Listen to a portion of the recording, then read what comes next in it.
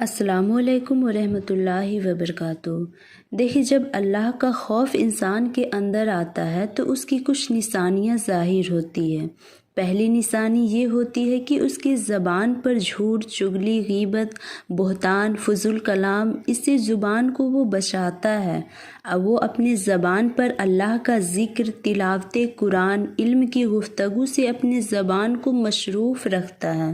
اسی طرح اللہ کے خوف کا اثر ان کے دل پر بھی پڑتا ہے۔ اس کے دل میں کسی کے لیے دشمنی، بہتان، حسد یہ چیزیں نہیں ہوتی ہے، بغض اور عنایت نہیں ہوتی ہے۔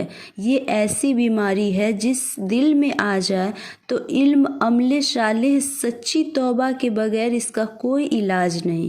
اس خوف کا اثر اس کے نظر پر بھی پڑتا ہے۔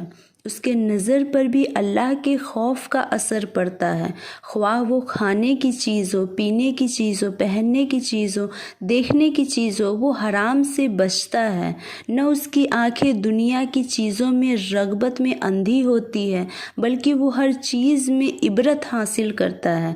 اس کے پیٹ پر بھی اللہ کے خوف کا اثر ہوتا ہے، وہ حلال لقمہ اپنے پیٹ کے اندر ڈالتا ہے، حرام لقمہ جانے نہیں دیتا۔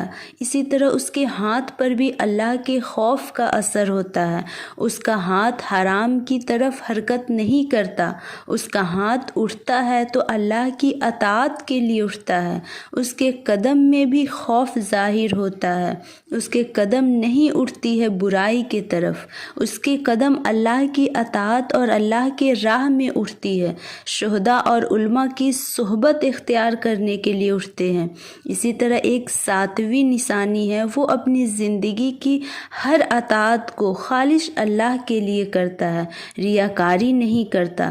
نفاق، شہرت کے پہلو سے اپنے آپ کو بچاتا ہے وہ۔